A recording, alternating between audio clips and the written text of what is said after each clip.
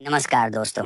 वक्त का पहिया जब घूमता है ना, तो राजा को रंक और रंक को राजा बनते देर नहीं लगती। आज की कहानी भी कुछ ऐसी ही है। यह कहानी है आकाश की, जिसकी मोहब्बत ने उसकी गरीबी का मजाक उड़ाकर उसे ठुकरा दिया था, और उसके जिगरी यार रवि की, जिसने उस टूटे हुए आकाश को समेटा और एक नया आसमान दिया। प्यार, धोखा, दोस्ती और कामयाबी की यह दास्तान आपकी आंखों में आंसू भी लाएगी और आपके सीने में जोश की आग भी भर देगी।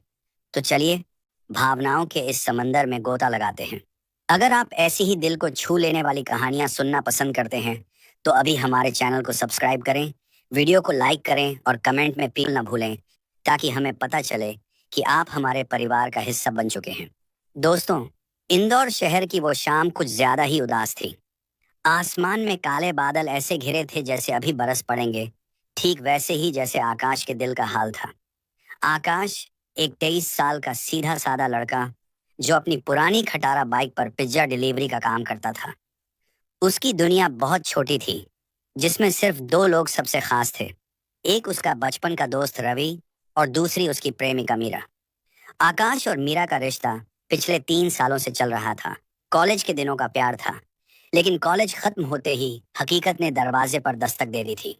आकाश के पिता नहीं थे, माँ बीमार रहती थी, और घर की सारी जिम्मेदारी आकाश के कंधों पर थी।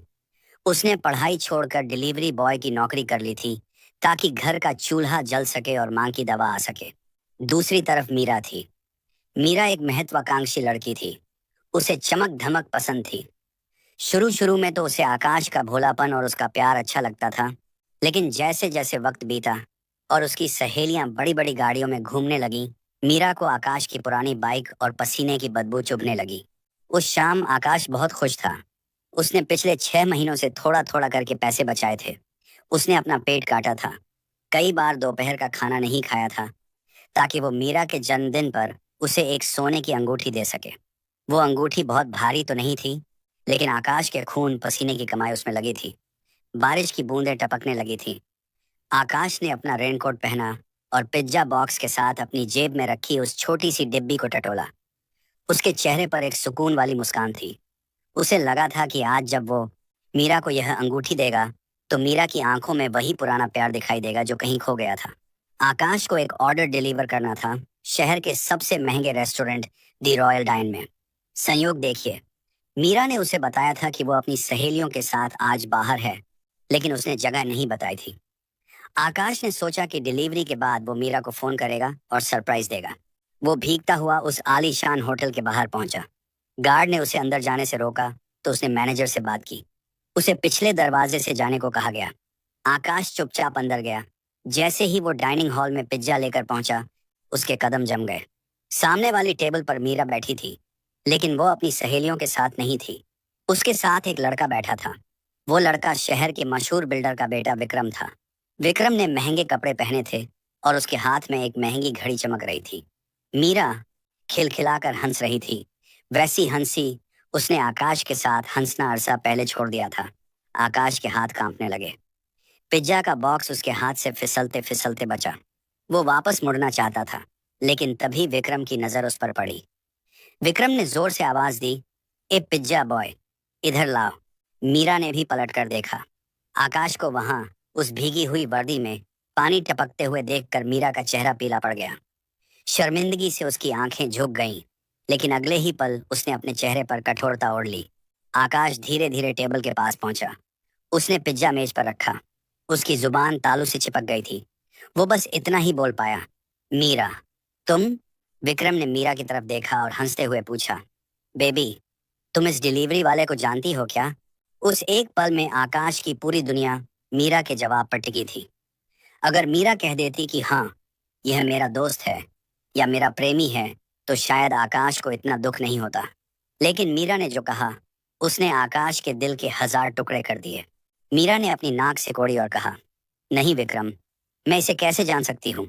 शायद कॉलेज में कभी देखा हो। ये लोग तो हर जगह मंडराते रहते हैं। आकाश को लगा जैसे किसी ने उसके सीने में खंजर घोंप दिया हो। ये लोग, मीरा ने उसे भीड़ का हिस्सा बना दिया था। आकाश की आंखों में आंसू भर आए। उसने जेब में रखी अंगूठी की डिब्बी को कसकर भींच लिया। विक्रम ने 100 का नोट निकाला और आकाश की तरफ फेंका, टिप रख ले और निकल यहाँ से। गीले कपड़ों से फर्श गंदा कर रहा है। आकाश ने वो नोट नहीं उठाया। उसने सिर्फ मीरा की आंखों में देखा। मीरा ने नजरें फेर ली। आकाश वहां से कैसे निकला उसे खुद नहीं पता। वो बाहर आया। बारिश मूसलाधार हो रही थी, लेकिन उसकी आंखों से बहने वाला सैलाब बारिश से कहीं ज्यादा तेज था। वो अपनी बाइक के पास गया, लेकिन उसे स्टार्ट करने की हिम्मत नहीं हुई।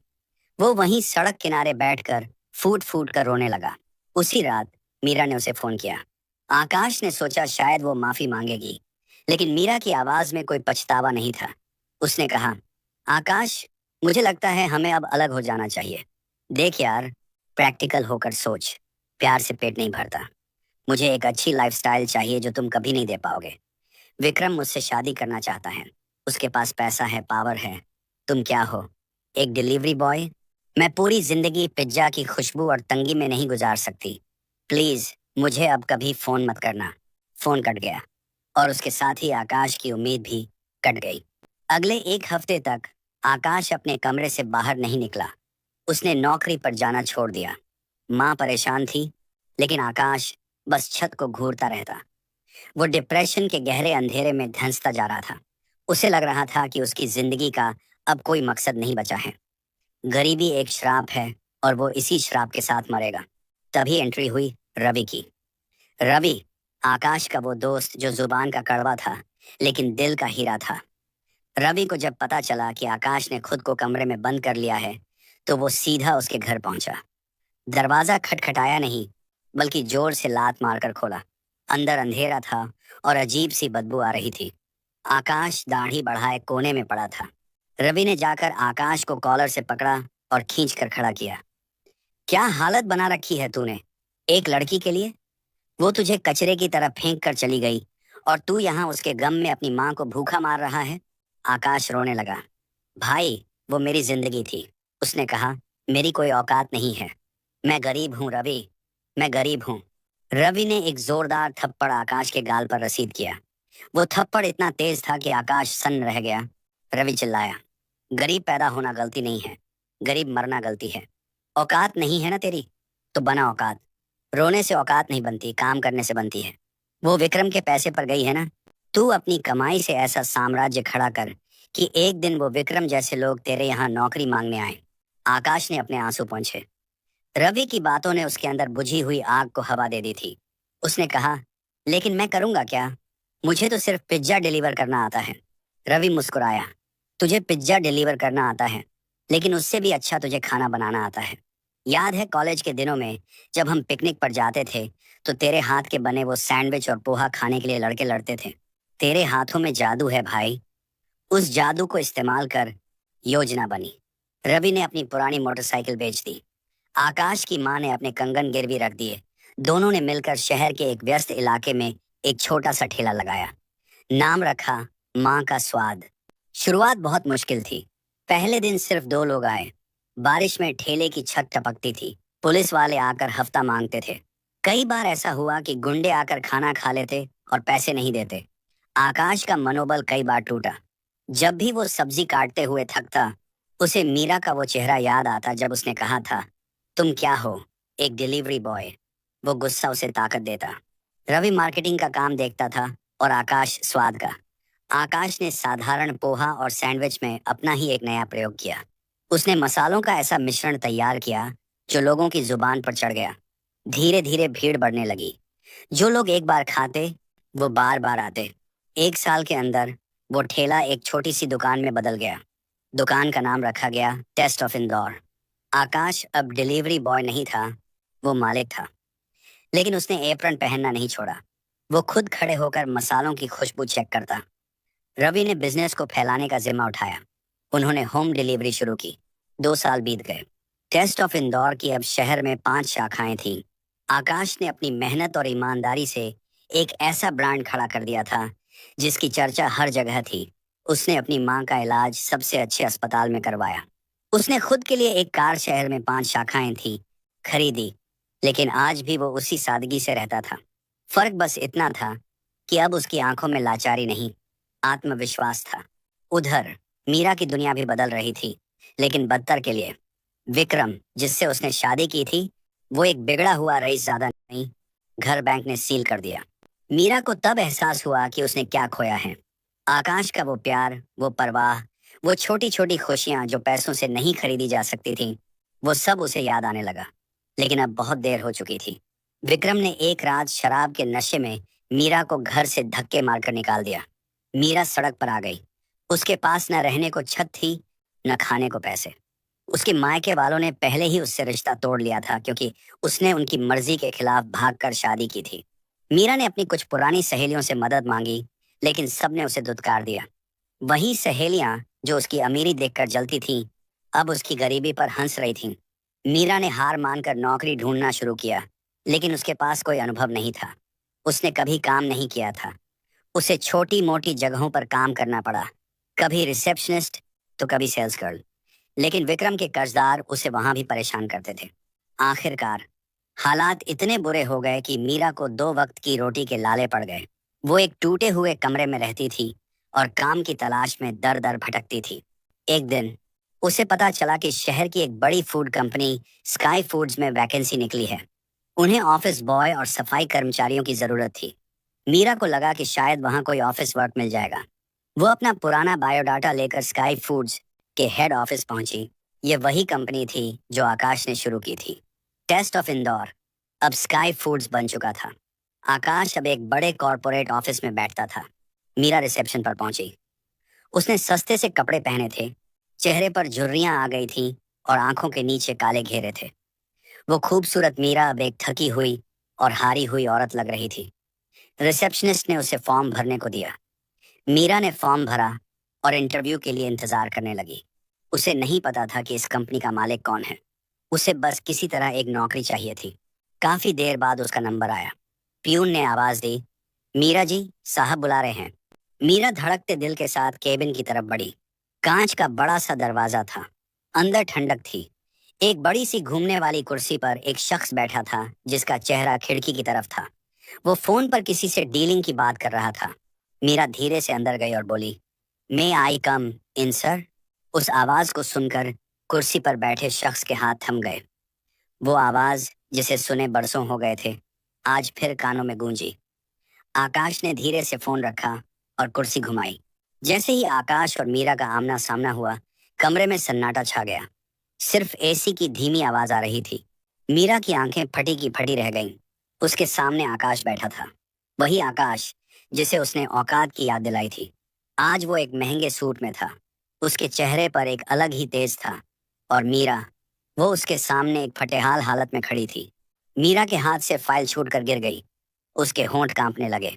आकाश। आकाश ने उसे शांत नजरों से देखा। उसके चेहरे पर न तो गुस्सा था, न ही कोई खुशी, बस एक ठहराव था। उसने इशारे से उसे बैठने को कहा। मीरा बैठ नहीं पाई। वो वहीं घुटनों के बल गिर पड़ी और फूट फूट कर रोने लगी। आकाश, मुझे माफ कर दो। मैंने बहुत बड़ी गलती की। मुझे सजा मिल गई है आकाश। विक्रम ने मुझे बर्बाद कर दिया। मेरे पास कुछ नहीं बचा। मैं सड़क पर आ गई हूँ। आकाश अपनी कुर्सी से उठा। वो धीरे धीरे चलकर मीरा के पास आया। रवि भी उसी वक्त केबिन में दाखिल हुआ। रवि ने मीरा को देखा और रुक गया। उसे पुराना गुस्सा याद आया, लेकिन आकाश का इशारा देखकर वो चुप रहा। आकाश ने मीरा को कंधों से पकड़कर उठाया और कुर्सी पर बैठाया। उसने प्यून को पानी लाने का इशारा किया। मीरा पानी पीते हुए भी रोए जा रही थी। आकाश, क्या हम फिर से क्या हम फिर से साथ नहीं हो सकते? मैं जानती हूँ मैंने गलत किया, लेकिन मैं अब बदल गई हूँ। मुझे एक मौका दे दो। मैं तुम्हारी दासी बनकर रहूंगी। आकाश अपनी मेज के किनारे पर टिका और अपनी बाहें मोड़ ली। उसने गहरी सांस ली और बोला, मीरा, जो वक्त गुजर गया वो वापस नहीं आता। वो आकाश जो तुम्हारे लिए पागल था, वो उसी रात मर गया था जिस रात तुमने उसे रेस्टोरेंट से भगाया था। आज जो तुम्हारे सामने खड़ा है, वो एक बिजनेसमैन है जिसने अपनी मेहनत से अपनी दुनिया बनाई है। मीरा ने रोते हुए कहा, तो क्या तुम मुझसे बदला ले रहे हो? मुझे जलील करोगे? आकाश ने हल्का सा सिर हिलाया। नहीं मीरा, बदला वो लेते हैं जो कमजोर होते हैं। मैं तो बस शुक्रगुजार हूं तुम्हारा। अगर उस रात तुमने मुझे मेरी औकात नहीं दिखाई होती, तो शायद मैं आज भी पिज्जा ही डिलीवर कर रहा होता। तुम्हारे धोखे ने मुझे वो आग दी जिससे मैंने ये सब बनाया। इसलिए मुझे तुमसे कोई नफरत नहीं है। नफरत के लिए भी रिश्ते की जरूरत होती है, और हमारा रिश्ता तो कब का खत्म हो चुका। मीरा का सिर शर्म से झुक गया। उसे समझ आ गया कि वो आकाश के दिल का दरवाजा हमेशा के लिए बंद कर चुकी है। आकाश ने फिर कहा, रही बात काम की, तो यह एक प्रोफेशन जगह है। यहाँ जज्बात नहीं, काबिलियत देखी जाती है। तुम यहाँ नौकरी के लिए आई थी? मीरा ने धीमी आवाज में कहा, हाँ, लेकिन अब मैं जा रही हूँ। मैं तुम्हारे सामने काम नहीं कर पाऊंगी। वो जाने के लिए मुड़ी। तभी आकाश ने कहा, रुको, तुम्हें नौकरी की जरूरत है और मुझे कर्मचारियों की। अगर तुम्हें मंजूर हो तो कैंटीन में सुपरवाइजर की जगह खाली है। मेहनत करनी पड़ेगी। बर्तन भी देखने होंगे, खाना भी चेक करना होगा और सफाई का ध्यान भी रखना होगा। तनख्वाह वक्त पर मिलेगी और इज्जत उतनी ही मिलेगी जितना तुम काम करोगे। कोई एहसान नहीं है, यह तुम्हारी योग्यता है। मंजूर है? मीरा रुकी। उसने पलटकर आकाश को देखा। आकाश की आंखों में दया नहीं थी, एक अवसर था। मीरा जानती थी कि बाहर की दुनिया बहुत क्रूर है। कम से कम यहाँ उसे सुरक्षित माहौल मिलेगा। उसने अपने आंसू पोंछे। उसे अपना अभिमान, अपना घमंड सब चूर चूर होता महसूस हुआ। वही आकाश जिसके घर उसने राज करने के सपने देखे थे, आज उसी के ऑफिस की कैंटीन में वो काम करेगी। मंजूर है, मीरा ने धीरे से कहा। रवि ने आकाश की तरफ देखा और हल्का सा मुस्कुराया। आकाश ने इंटरकॉम पर H.R मैनेजर को फोन किया। शर्मा जी एक नई रिक्रूट है, मिसेज मीरा। इन्हें कैंटीन सुपरवाइजर की पोस्ट के लिए ज्वाइन करवाइए। और हाँ, इनके साथ वही बर्ताव होगा जो बाकी स्टाफ के साथ होता है, न कम न ज्यादा। मीरा केबिन से बाहर चली गई।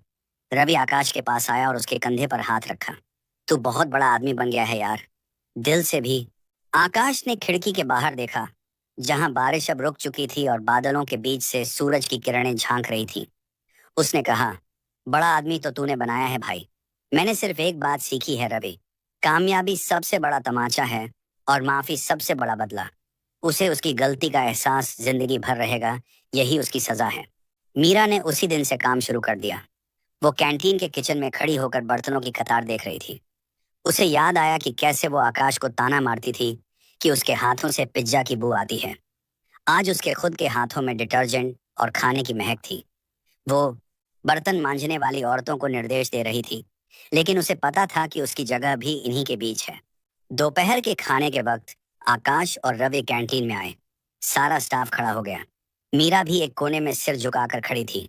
आकाश ने उसकी तरफ देखा नहीं। वो अपने कर्मचारियों के साथ बैठकर खाना खाने लगा। मीरा दूर से उसे देखती रही। उसे आज आकाश में वो डिलीवरी बॉय नहीं, बल्कि एक असली राजा दिखाई दे रहा था। एक ऐसा राजा जिसे उसने खो दिया था। वक्त का पहिया पूरा घूम चुका था। जो कभी अमीर थी, आज वो जरूरत की मोहताज थी, और जो कभी गरीब था, आज वो अन्नदाता था। इस कहानी से हमें यही सीख मिलती है दोस्तों, कि कभी किसी की गरीबी और मजबूरी का मजाक मत उड़ाना, क्योंकि वक्त बदलते देर नहीं लगती। और अगर कोई आपको छोड़कर जाए तो उसे रोकने के लिए गिड़गिड़ाना मत, बल्कि खुद को इतना काबिल बनाओ कि एक दिन वो आपको देखने के लिए तरस जाए। आकाश ने अपनी टूटी हुई जिंदगी को अपनी ताकत बनाया। उसने साबित कर दिया कि इंसान की कीमत उसके कपड़ों या उसकी जेब से नहीं, बल्कि उसकी मेहनत और उसके चरित्र से होती है। मीरा आज भी उसी ऑफिस में काम करती है।